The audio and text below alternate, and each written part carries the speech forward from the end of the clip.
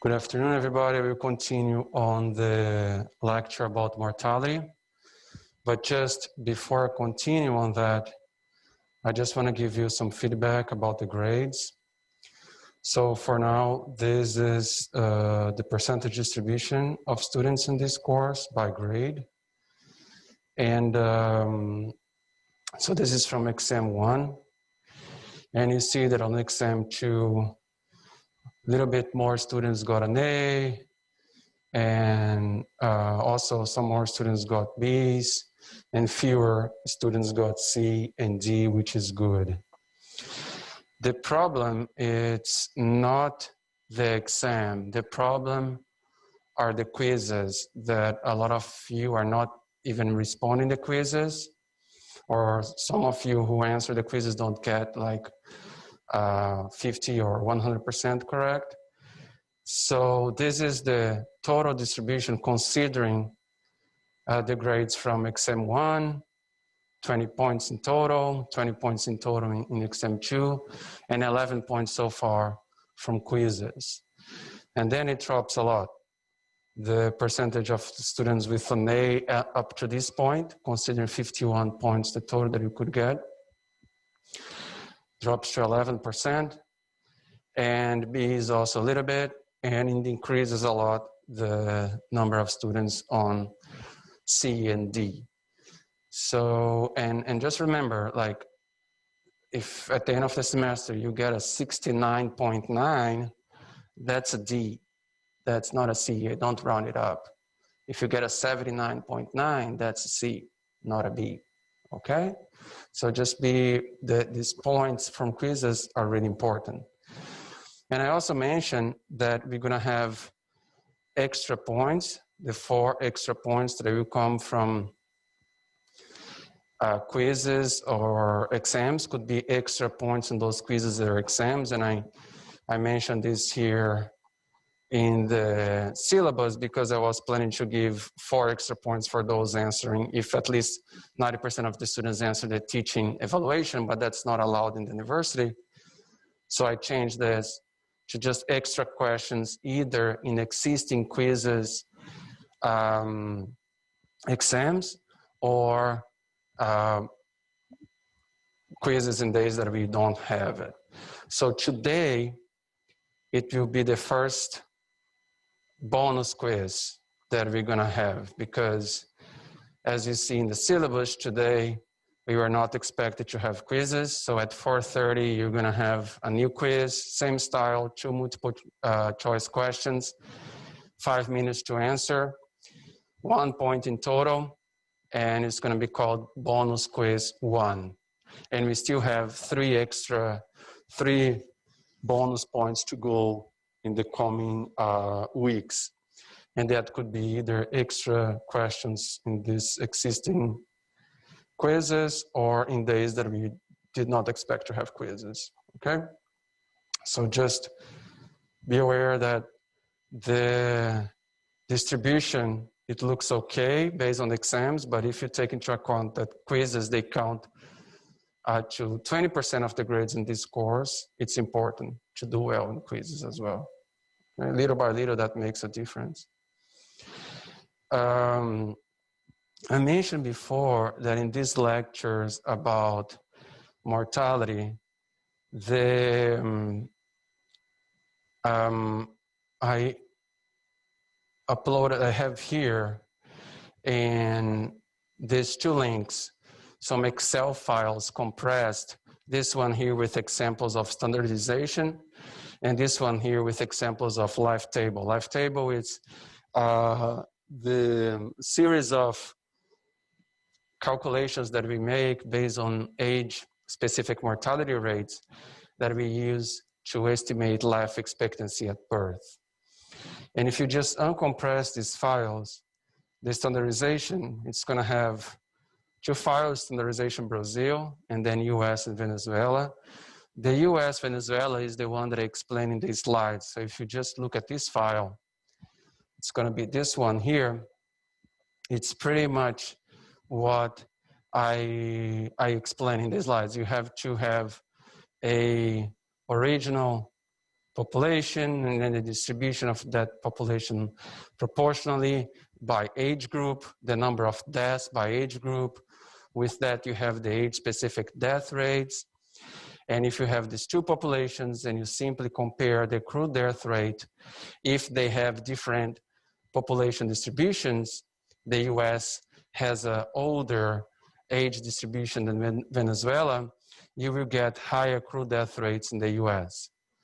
So the strategy is to pretty much, you get the rates of Venezuela and you apply the rates from Venezuela to the population of the US, and the population of the US in distributed proportionally. And then if you just multiply one by the other, you would get the number of deaths in that specific age group. If you add everything, you get this number, and then you multiply by 1,000 to know which would be the accrued death rate in Venezuela if the mortality rates in Venezuela were applied to the same population as the US. You would have 9.68 deaths per 1,000 people. And 9.68 is higher than 8.41, which is the accrued death rate in the US, right? But then I just went a little bit more in detail by showing these ratios here of the American population in percentage terms divided by the Venezuelan population in percentage terms. And we see that the US population, it's more concentrated in older ages. Whenever this ratio here is above 1, it means that you have more people in this age group in the US proportionally than in Venezuela. Lower than 1, you have fewer people proportionally in Venezuela than in the US. And all those graphs that I showed in the slides are here. The age-specific death rates by age group.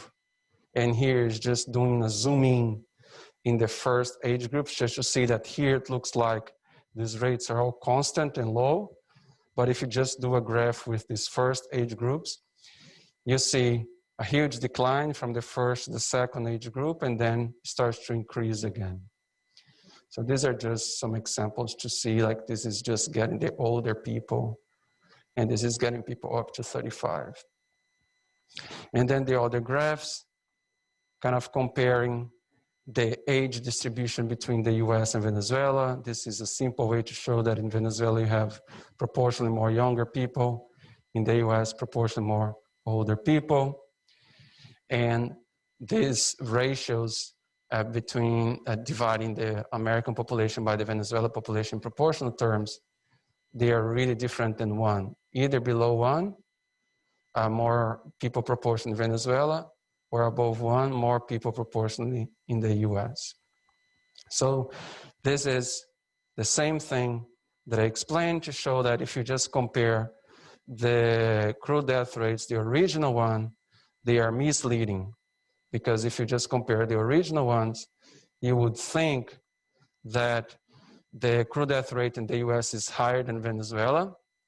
But if you get the death rates from Venezuela and you use the US population as the standard, actually the death rate, the accrued death rate in the Venezuela would be higher than in the US. Okay, so that's the whole idea there. For the next topic in our lecture about lifetable, in the compressed file, I have here, this is the data that I got from the CDC, from the Center of Disease and Prevention Control. And that's where I got their data to do the life tables for this, using this technique here from this book by Kintner. So I use this chapter here from Kintner, this data, and I constructed this life table. But the one that I'm going to explain to you in these slides, the formulas that I'm going to use there are going to be related to this life table here based on the book by Wachter, that Essentials Demographic Methods book. And his all his formulas and explanation about how to estimate life expectancy at birth are explained here. And if you want to check how the life table is constructed, it's going to be this one here, life table Wachter 2014. 2014 is the year of publication of his book. So we will just continue then. We finished in standardization, and now we finished last class on Thursday last week on standardization. Then we continue now on life tables. So the whole idea here, why are we learning again about standardization and mortality rates, and why now we are trying to use these life tables to estimate life expectancy at birth? We are just trying to create a mortality indicator for each geographical area in each year that can be compared among areas, among countries that have different age structures. So I can compare even the US and Venezuela, for example, from the previous topic. Even the US having an older population and Venezuela having a younger population, we can compare their accrued death rates if we do the standardization process. And we can compare their mortality levels by using life expectancy at birth, which are calculated using life tables, because life tables do take into account the different age distributions of each one of these countries, right? So that's the whole idea. In the fertility class, we didn't do that in this way in the fertility indicator, because we are talking about specific age groups of women from 15 to 49. And we sum them all, multiply by 5, we get how many children on average women would have if they were exposed to those fertility rates. For mortality, that would not make sense, because we would say that a person would die 3, 4, 5, 6 times if they were exposed to those mortality rates. So it doesn't make sense substantially. So we have to come up with these other indicators. Infertility, but even remember infertility, if women are postponing their fertility to older ages, in specific years, you can see drops, you can calculate drops of total fertility rate. And then afterwards, they might come back if women, after they reach a certain age, they start to have children. So the different timing in which women decide to have children, if they postpone having children, that can affect the estimation of fertility rates as well. Here in mortality, we do this exercise exactly because younger people have lower chances of dying, older people have higher chance of dying. So if you want to compare countries that have different age distributions, you have to be careful and use these techniques that I'm showing you here. So what is the life table? It's one of the most important elegant measures of the mortality experiences of a population, because it kind of summarizes with a series of age-specific death rates, like death rates by age groups. We can create one measure of mortality and compare it across countries for a specific year. Or actually it creates a lot of different measures that can be compared, but the one that we usually use the most is the life expectancy at birth. And the life table started being developed exactly by John Grant in his Bills of Mortality, using data from London. And demographers use the life table to determine life expectancy, not only at birth. The life expectancy at birth is the one that we usually use the most, but it can be for any other of the age groups that you have in your life table. And that's calculated in the same process. So, like the total fertility rate, the life table is a synthetic or hypothetical measure. What does it mean? It tells us how many years of life, on average, may a person expect to live if the person during his or her lifetime is subjected to those age-specific probabilities of dying of a particular country or a specific population at a given time. So we are saying that if we get the age-specific mortality rates of a specific country, and then we translate these age-specific mortality rates into age-specific probability rates. Age-specific mortality rates we get from raw data, and we translate them into age-specific mortality probabilities, right? And with these age-specific mortality probabilities, we calculate the life expectancy at birth. But the whole idea is that we would be saying that if people, a group of people throughout their lives, they experience those age-specific mortality rates throughout their life, how many years on average they would expect to live, right? The same idea of the TFR. If a group of women experienced those age-specific fertility rates throughout their reproductive lives, how many children they would expect to live, right? How many children they would expect to have. Cool? So here I'm going to give you the example of the US from 2010. Let's say that the population of the US in 2010 had a life expectancy of birth of 78.7 years. This means that if we get a cohort of people, a group of people, and throughout their years of life, we subject them to a specific group of age-specific death rates or age-specific mortality rates. They can be symbolized in different ways. Of the total population in the US in 2010, we would expect them to live on average 78.7 years. Why is that a hypothetical cohort? Because now, if I am 20 years of age, I'm exposed to the risk of dying for the age-specific death rate of the age group from 20 to 24.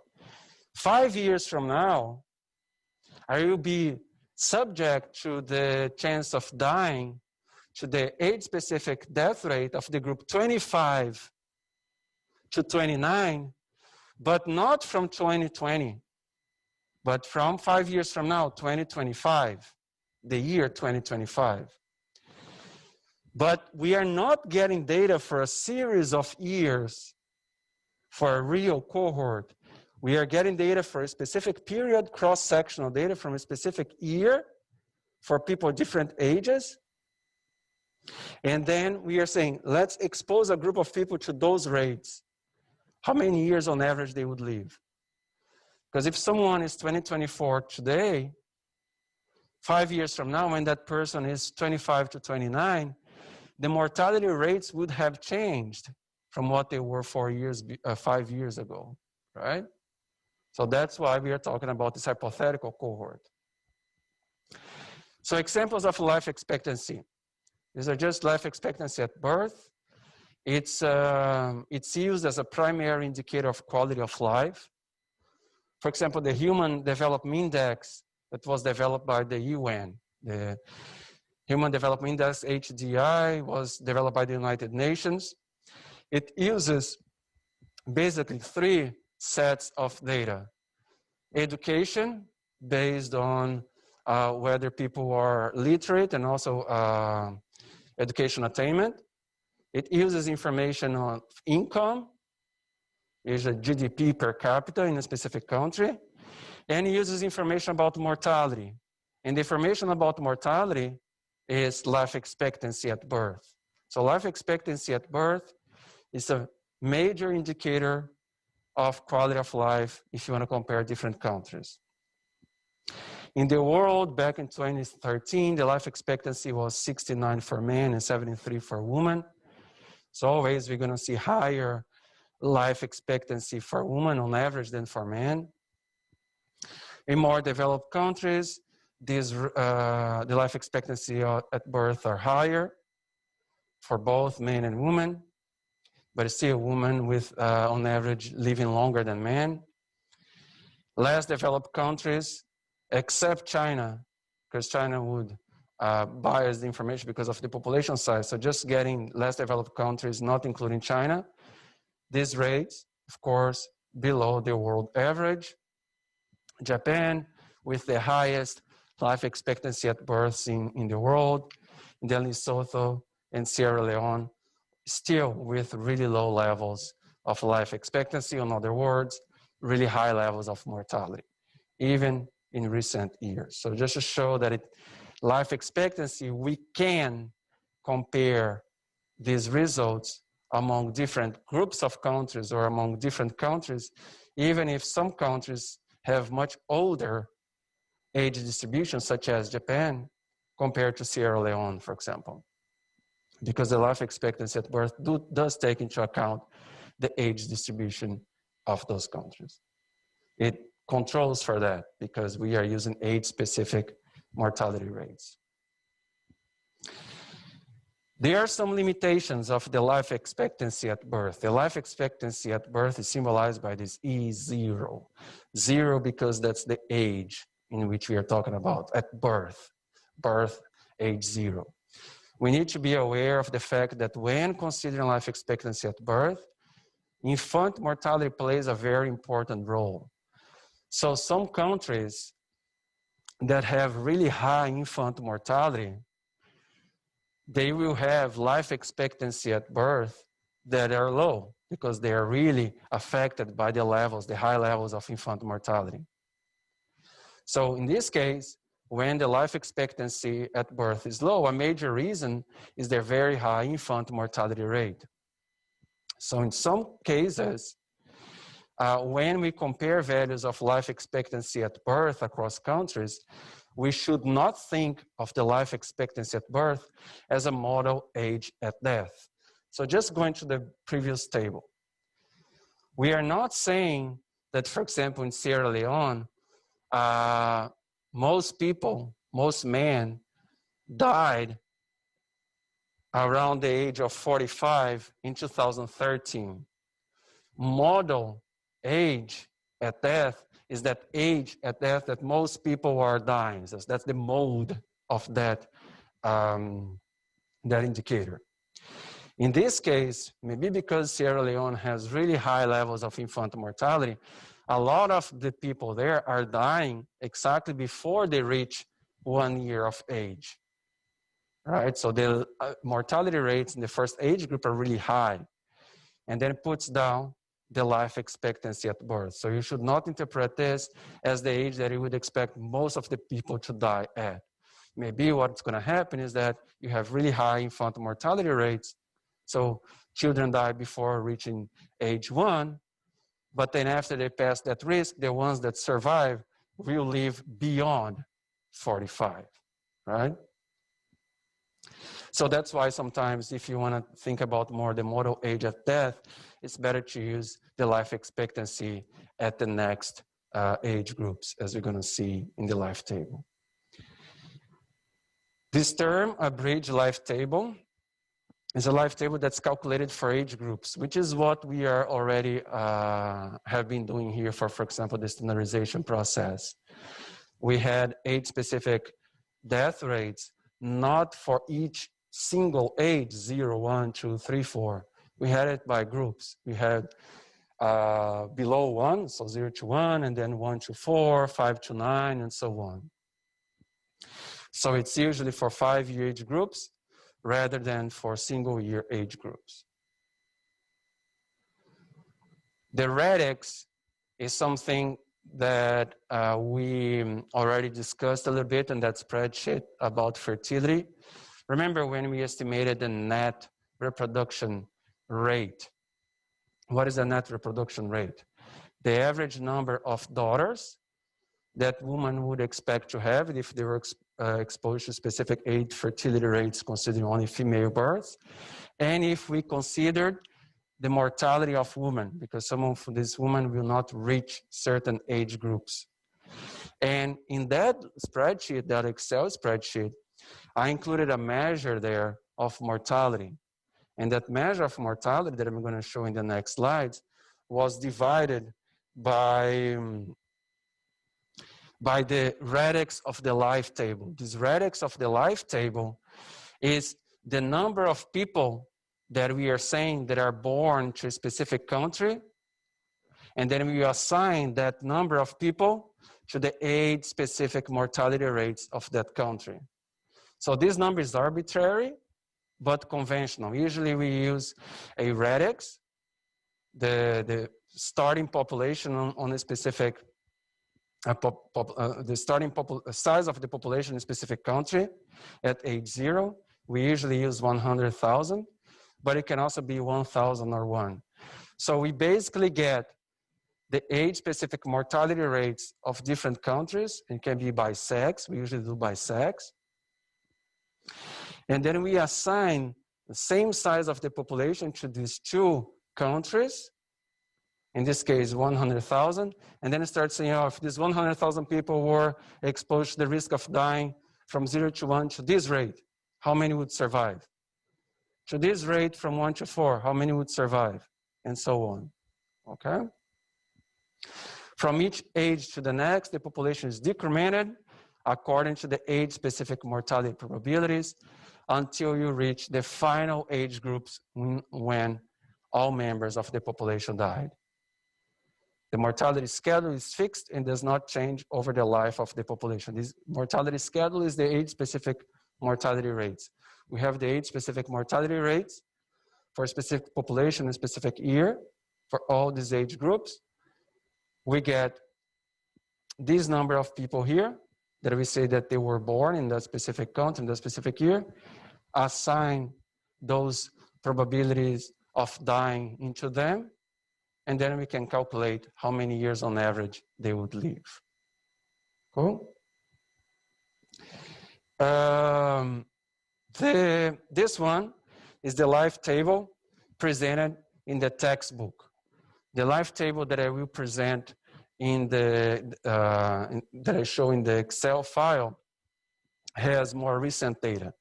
So this data here is from 2010, the US, and it's for the age groups that grow from below 1, 1 to 4, 5 to 9. So the first age group, 0 to 4, we usually break it in below 1 and then 1 to 4, until in this case, the US has reliable information for really older people. So the last age group is 100 plus. So based on age-specific mortality rates, we apply a formula to calculate the age-specific mortality probabilities. So the QXN here are the age-specific mortality probabilities. Remember, what's the difference between rate and probability? The rate, the denominator, is the population in the middle of that year.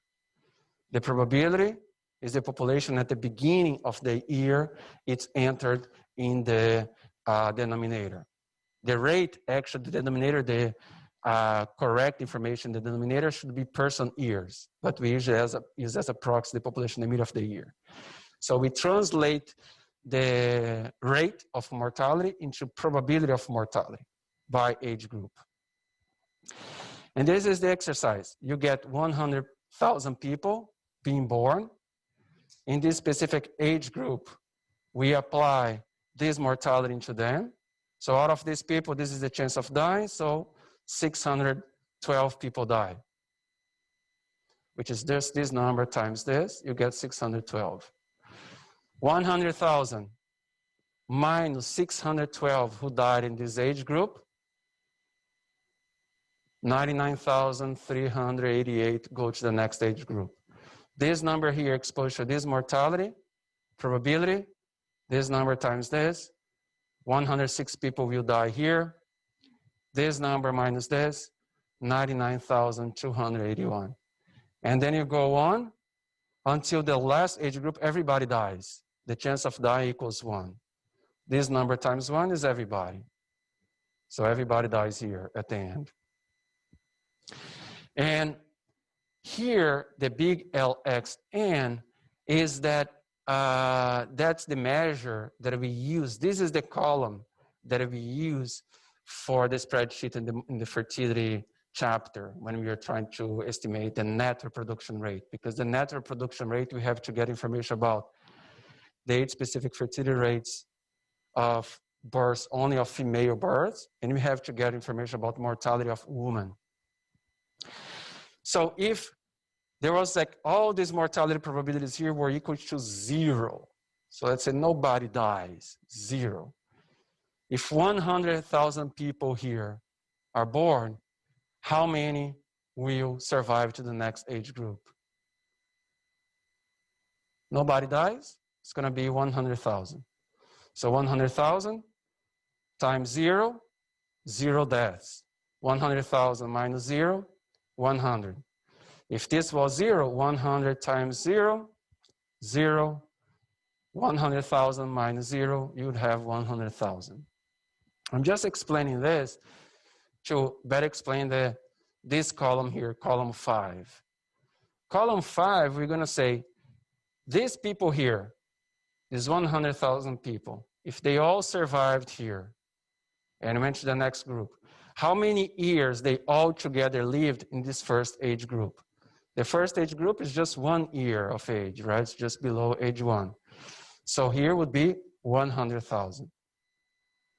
If we don't have mortality and 100,000 are here and nobody dies and 100,000 goes here, these 100,000 people, how many years altogether would they live in this age group here?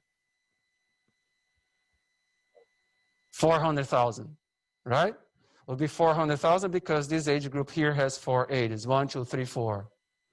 And then the next one, it's exactly what he said. If they all survive and 100,000 go here, these 100,000 people altogether will have lived 500 years in total, right? They would have lived year 5, 6, 7, 8, and 9.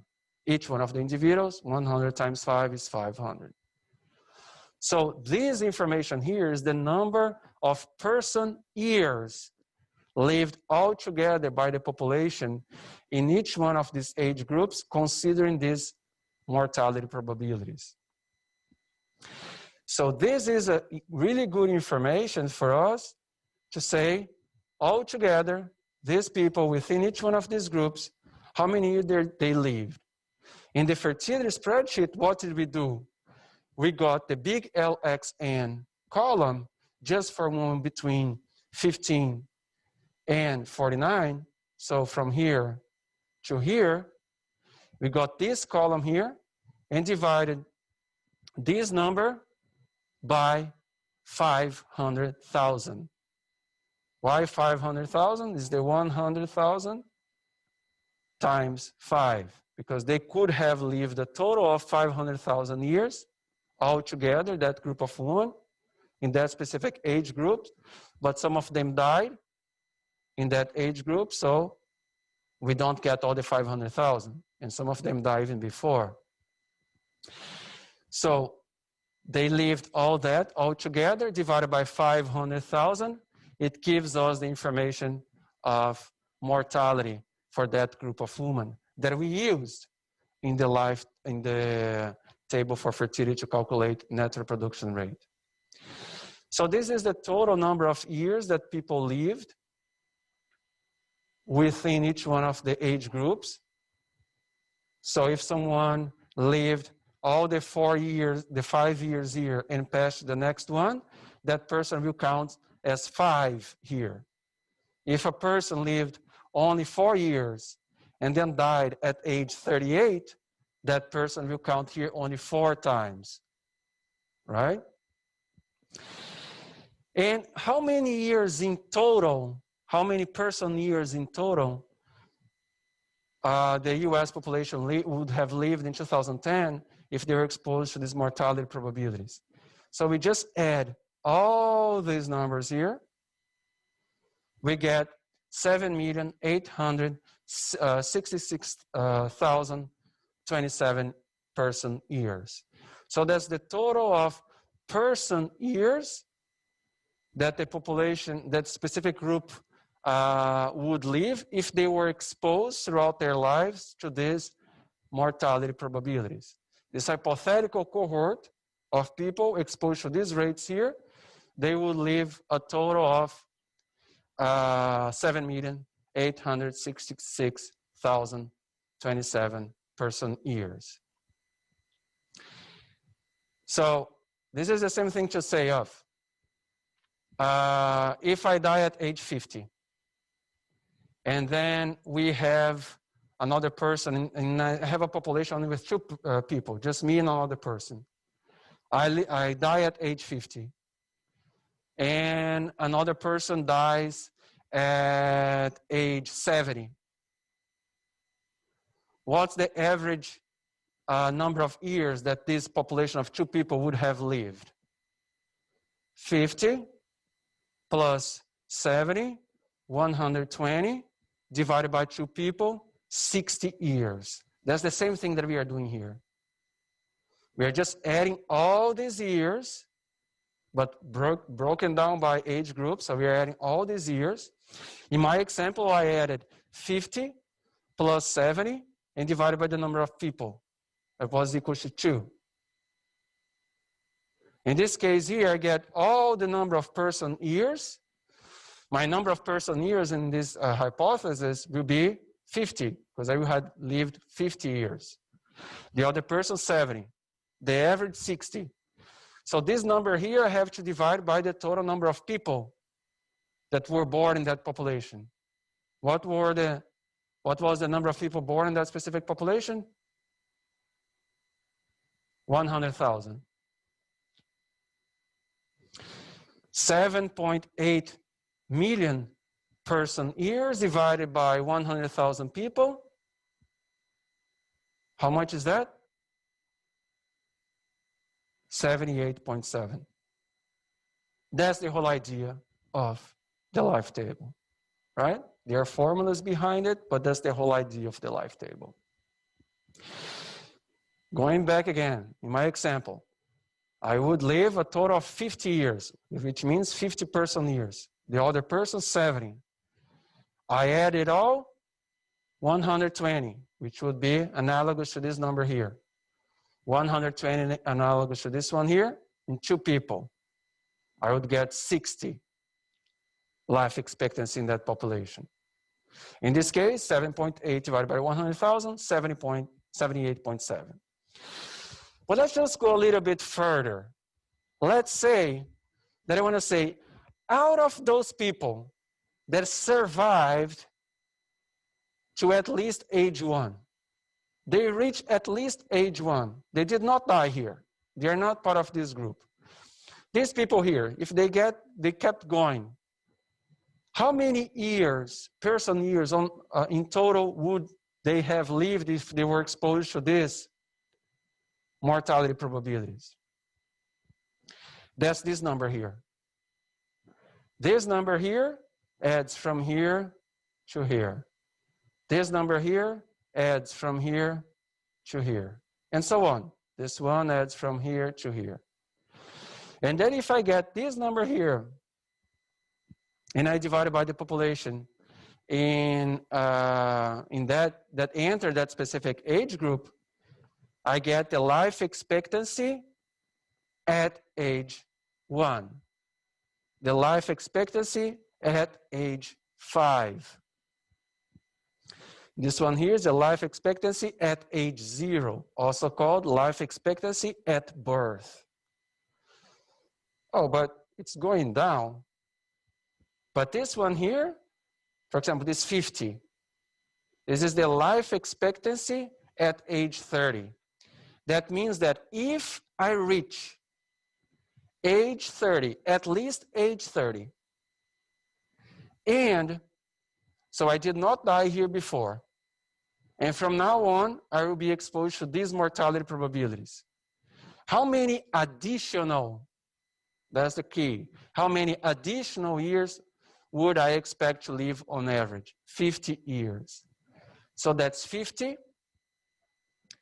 plus 30. It's 80. 80 is higher than 78.7. So if I overcome the risk of dying in previous age groups, I will get a bonus. A bonus year of life, a couple of bonus years of life until the end. Here, for example, if someone survives, doesn't die before age 80, they reach at least age 80. How many years on average After that, are they expected to live? 9.1. 9.1 plus 80, 90, 89.1. So 89.1 is more than 10 years. Because I passed through this chance of dying, I did not die, so I get some bonus years of life to the rest of my life, right? So that's the idea. So this is the life expectancy at age X. The first one is at age 0, life expectancy at birth. This one is life expectancy at age 1, at age 5, and so on. Any questions? So that's what all these next slides are about. It just goes to explain the life table. The QXN is the probability of dying between age X and X plus N. LX is number of survivors at each age X at the beginning of that interval. DXN is the number of deaths between age X and age X plus N. See that the Q has the notation of X, X plus N, or XN here. The XN is because this mortality probability applies to the full age group, between 1 to 4, between 5 to 9. This number here says how many people reach the beginning of that age group, reach age 1, reach age 5, reached age 10. DXN, so then how many people died within that age group. LXN is the number of years lived by all persons who enter the age interval while in the age interval. So once they get into the age interval, how many years in total do they live? So that's in between the ages 5 and 9 in this example. TX, the number of years lived by the population in the age interval and in all subsequent years. That's pretty much the cumulative measure of the big LXN is the TX. And the EX is the remaining life expectancy at each age X. The age groups refer to the range of years between the two birthdays. The age group 5 to 9 refers to the 5th year interval, the 5-year interval between the 5th and the 10th birthdays. So someone who died with 9 years of age and 11 months, that person is here. If that person reaches the age, completes the age 10, so that person goes to the next group, 10 to 14, right? So 5 to 9 refers to people who completed ages 5, 6, 7, 8, and 9. Someone is on the eve of completing 10 years of age and dies, that person is still here, right? Probabilities of dying is the most basic column of the life table. And these are probabilities that persons alive at the beginning of an age interval will die during the interval. So how do you calculate it? If you have the number of deaths, you divide the number of deaths in that age group by the number of people who survive to that beginning of that age group, you get the probability. And for the last age group, the QXN equals 1. But here we did the opposite. We had the probabilities, and then we had the number of people, and then we got this number multiplied by this to get the D. So the D is pretty much the QXN times the LX, the little LX. And I mentioned to you, what the data that we get from, for example, the CDC or for countries to measure mortality by age groups are the mortality rates, not the mortality probabilities. And the difference between them, like I mentioned, is the denominator. The correct denominator for mortality rates is the number of person years in the denominator. Since we don't have that information, we use the mid-year population. I explained that to you, right? What's the proxy for the number of person years in the denominator.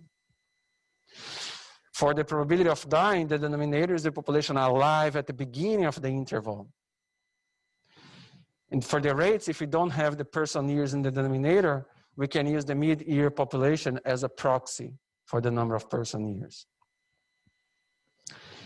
The number of people alive at the beginning of the age interval, known as the little L column, it's calculated by subtracting the number of people dying from the LX value in the age interval immediately preceding the one that we calculated.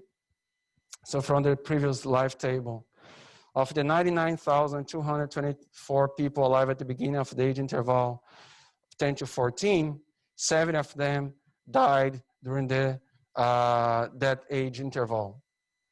So if you just go there to L10,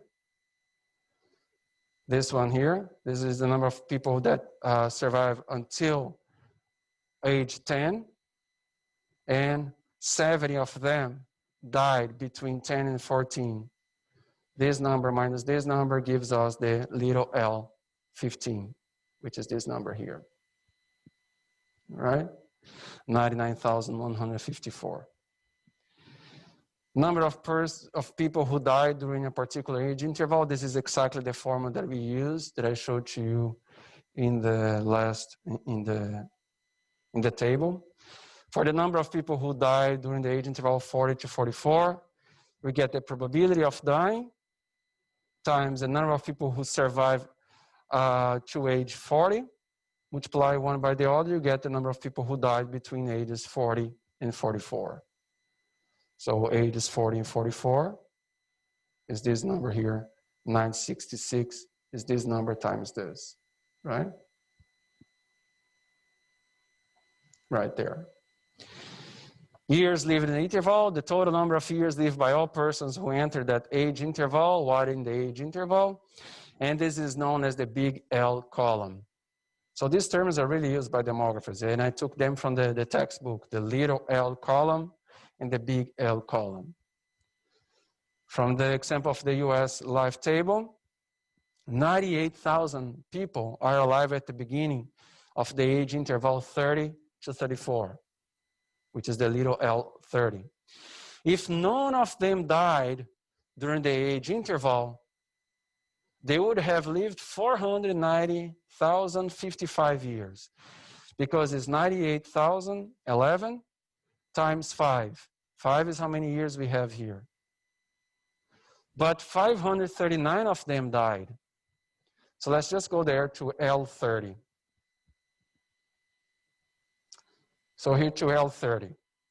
If none of these people here die, if this rate here was 0, we would get this number here, multiply by 5, then we would have 490,000 and a little more in this column here.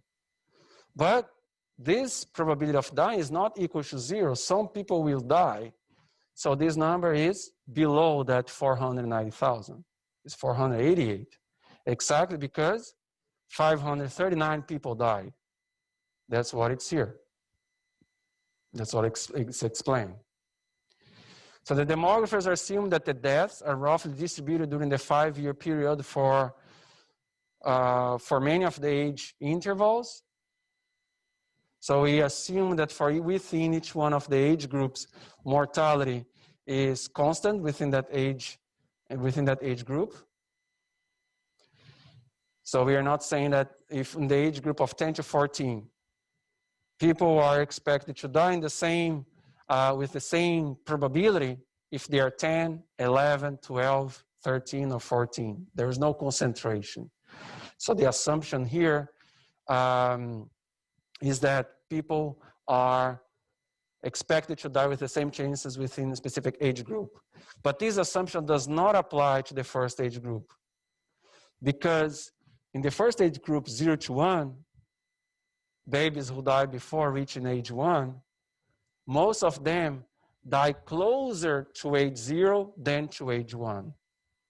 Countries that have high mortality rate, infant mortality rates, most of the children die, the babies die, and they die closer to age 0, not to age 1. So there are several formulas to produce the big LXN for the first few age groups. The same thing applies to the age group from 1 to 4, for example. At the other extreme, 100 plus in the life table, we also use another formula for that one. And for the years lived in current and all subsequent years, we get the total number of years lived by the population in the age interval and in all subsequent years. It's that cumulative measure of the big L column. So the cumulative measure from a specific age group X until the last one, if we sum them all, we will get the TX. So we are getting the sum of the big LX from the oldest age backwards until we reach that specific age group. All right, so that's exactly what I showed in the table. Example for the US and the T95, this one here, the T95, the 29,212, it's pretty much this big LXN plus this one, 24.6 plus 4.5 is 29.2.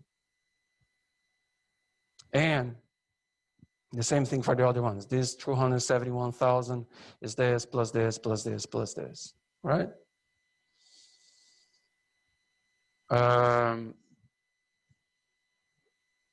So that's the example that I just showed.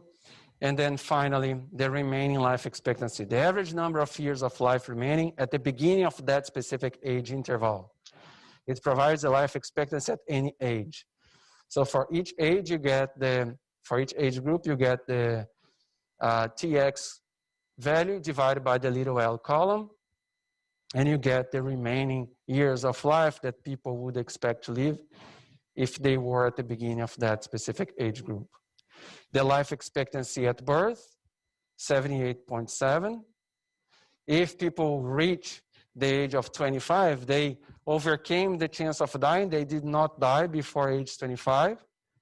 And from 25 until the end, they will live a total of 5.4 million years, divided by 98,000 people who reached age 25.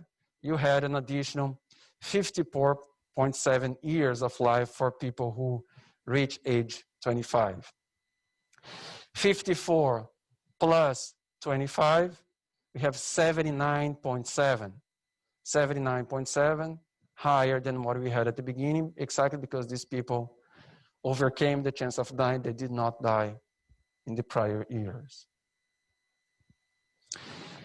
Another formula, another column that was not in that table is the average age at death, which is the calculation that I just made it here, 54.7 plus 25. So the life expectancy at age X is the expectation of future life beyond age X. It is not an average age at death.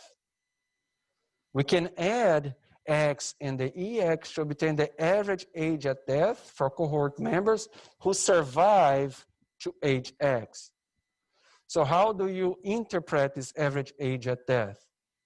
Is the average age at death for the cohort members who reach exactly that age X? So it's conditional on the fact that they survive to the previous chance of dying and they reach age X. So that's the average age at death, conditional on the fact that they reached age X. Not all life tables included this last column.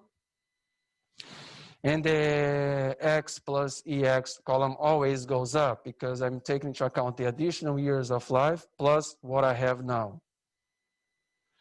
And the life expectancy column does not always go down. It often goes up after the first few years of life because babies who survive infancy are no longer subject to the risk of high mortality rates. So in countries that have high infant mortality rates, the life expectancy can go up a little bit in the next age group and then start to go down again.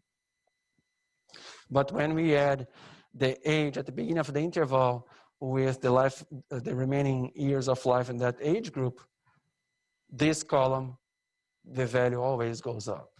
Like I just showed here this example, 78.7, and here would be 79.7, because it's this number plus 25.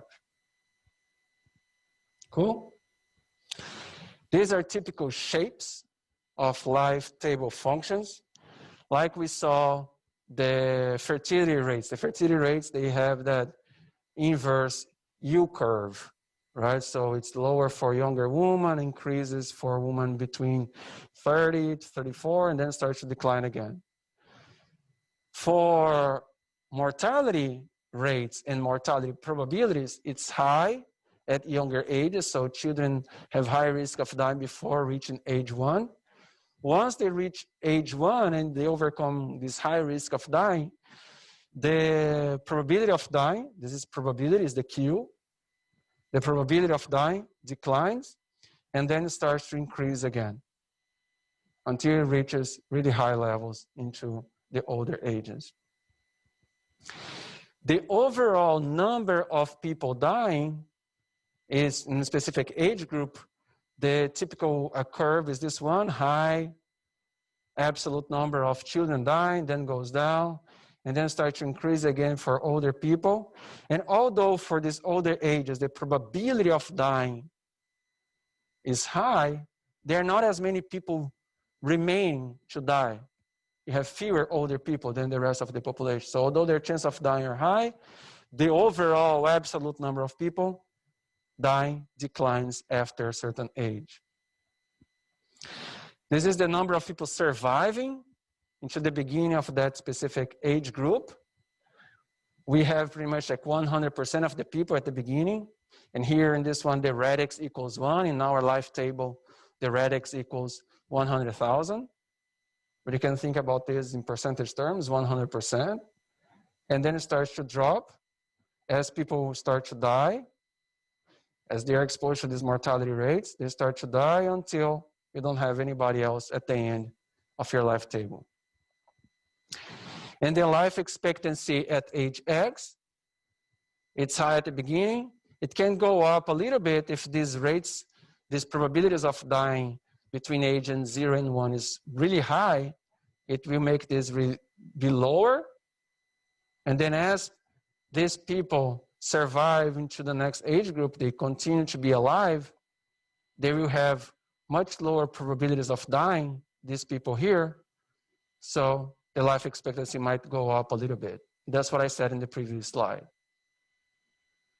The life expectancy at birth, sometimes they can go up a little bit, not always go down, mostly in countries that have really high infant mortality probabilities. Goes up and then starts to go down again. These life tables, they are really important for us because with these life tables, and mostly that column with the big LXN, it can be used by demographers to do population projections. The big LXN column can be used to say that would be our population distribution if fertility and mortality rates are not changing much. So the life table, it's good for us to give an information about mortality, the level of mortality in a country, to compare with other countries, which is the life expectancy at birth, and all the other life expectancies for all other age groups. But it also gives us another feature, which is to use that information to project the population.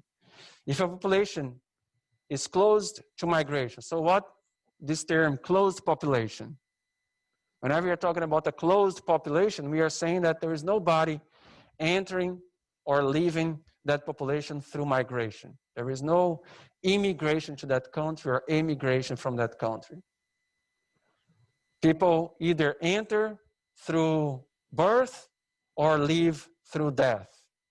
And let's say that that specific population that is close to mortality has kind of passed already through the demographic transition, has really low levels of mortality and fertility, and more important, these levels are kind of constant over time. We have constant age-specific fertility and mortality rates. When you have these societies that have kind of like a mortality constant over time, fertility constant over time, and no migration, no people moving in or moving out, it will develop a constant age distribution. And then we can use the big LXN column to kind of look how the population is going to be in the future if mortality and fertility continue in the same level and you don't have migration. The population will grow at a constant rate irrespective to its initial age distribution. All this part here is extra. I usually go through this in more details about the life table in a class which is Sociology 320, Demographic Methods. It will be offered next semester by Dr. Sakamoto, another professor in the sociology department. And he's going to use the same textbook that I used here for these slides. And this is some more formula. The formula for the big LXN. That's the formula that's the most complicated because we have to take into account. This is a formula for the big LXN for the first age groups from 0 to 1 and 1 to 4. And they have specific A's here because for 0 to 1, we are pretty much saying that most of the people, the higher the A, the higher the chance of that person to die closer to the beginning of the age group. So if a baby dies between ages 0 and 1, it's much likely that that baby will die close to 0. So that's why this number is high. Even 1 to 4 is higher than 0.5. If the chance of dying in a specific age group, let's say the next one, 5 to 9, is similar, then the A here in this formula will be 0.5. So it follows that assumption that I mentioned. And the last age group, we have this other formula for the last age group. We just use the number of people surviving up to age 100 and the mortality rate at that age group. And so this one, I would leave it there. I would just show you the life table in Excel. And like I said, there are two life tables. The one more based on the formula from this textbook is the one, the vector. And here, I just show you how I collected this data. I went into this website here from the CDC.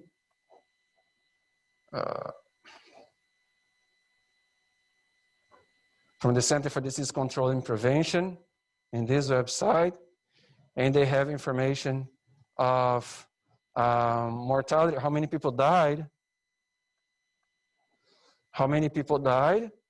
in each one of these age groups. And the first age group already broken 0 to 1 and 1 to 4. And also the population. And broken by sex, female and male. And in that specific data, the last age group that we can work with, it's only 80 plus. Because the population here, we don't have the population for the other ones. The population here is 80 plus. So we have to add all these numbers here into the age group 80 plus, and that's where I organize the data in the next sheet here. So we have, this is the same, this is getting data from the previous sheet, the raw data.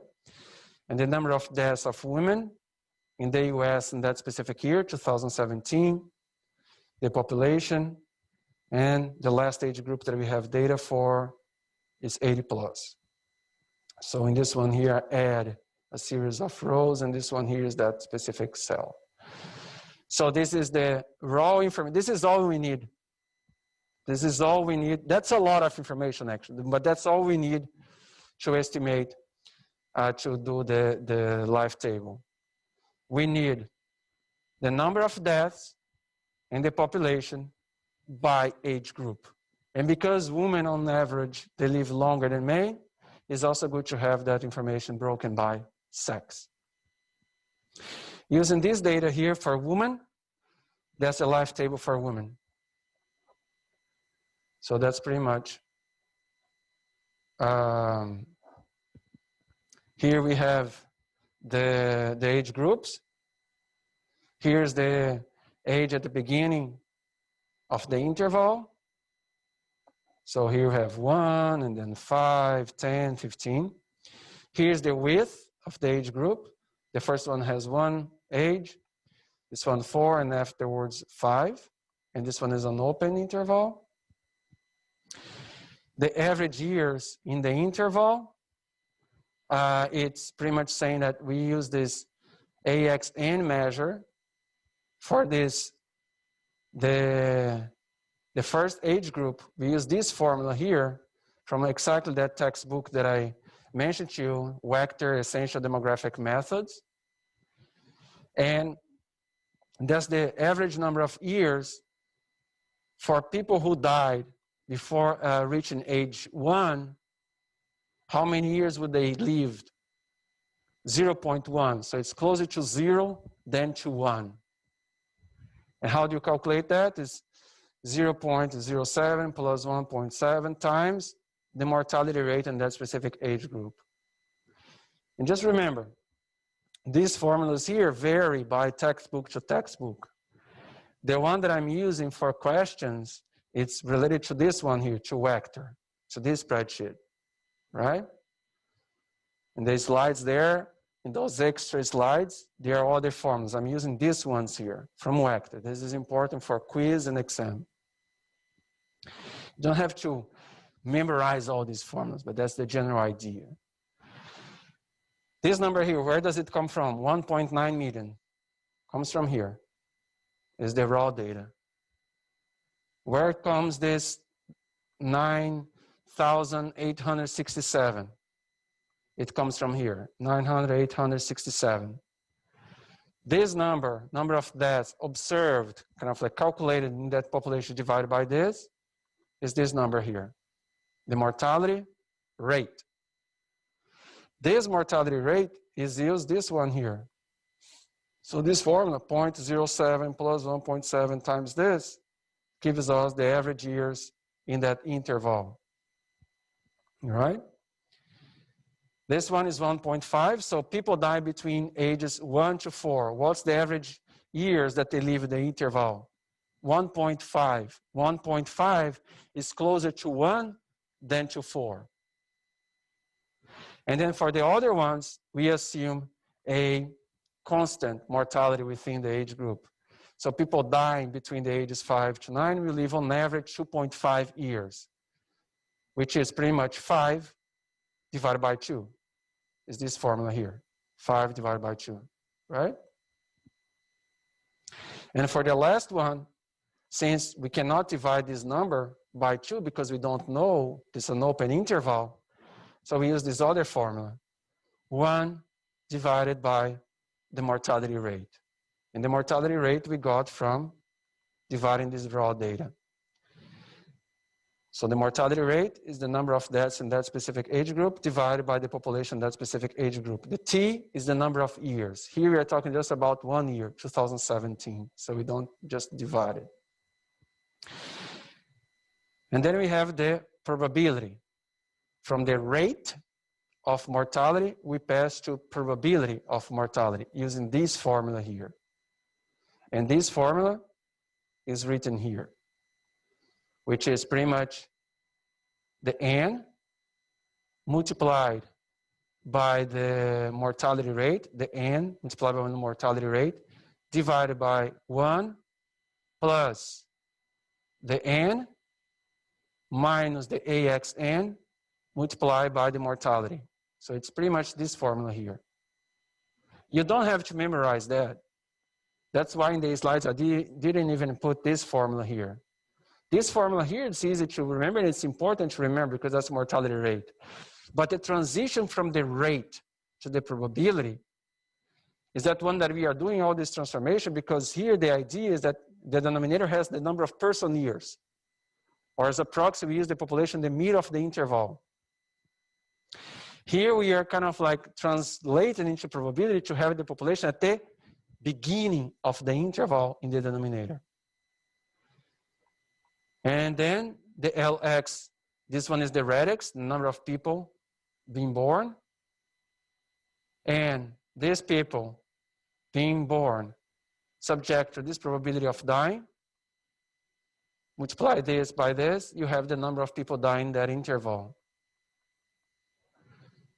And then this 100,000 minus this one here gives you the 99,490. Can be this formula here. I use this other formula, which gets the same result. 1 minus the death times how many people survive gives you the opposite of dying, because it's 1 minus the probability of dying gives you the probability of surviving. 1 minus the probability of dying is the probability of surviving. Probability of surviving times this gives you how many people reach the next age group. So this formula and this formula gives you the same thing. The death, and I'm just multiplying this by this, which is this one here. Or I could do another way. I could just do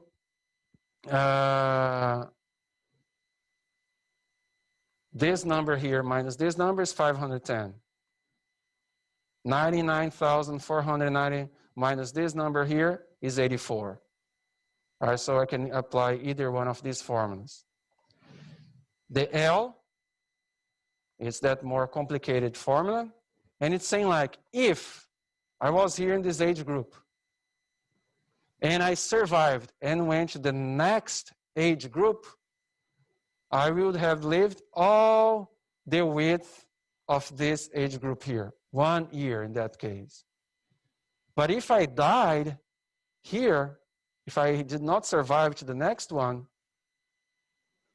then I have to apply that average years lived in that age group. That is this one here.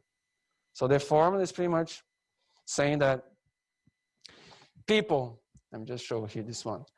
People who survive to the next age group are multiplied by 5. They lived all the 5 years. The people who died, the 61, would have lived only 2.5 years. So it's 99,000 times 5, 61 times 2.5.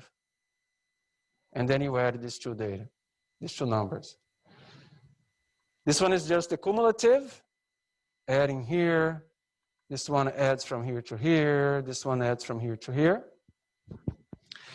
And if you get the number of person years lived from this age group until the end, the beginning of this age group until the end, and divide by the population at the beginning of that interval, you get the life expectancy at age X. This divided by this.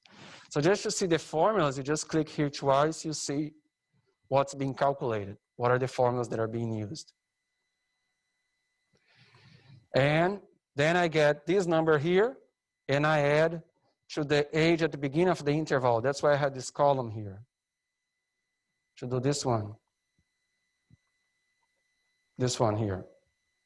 77.9 times plus 0 is the same number. 77.3 plus 1 is this number, and so on. And see, once people reach all their age groups and survive the chance of dying in previous age groups, they will get more years of life. And this is just a check to see if we calculate it correctly. The whole thing is like, if you have a data like this, you can just type the data here of death population by age group, male and female. All these calculations are done automatically. The age structure, how did I get this age structure here?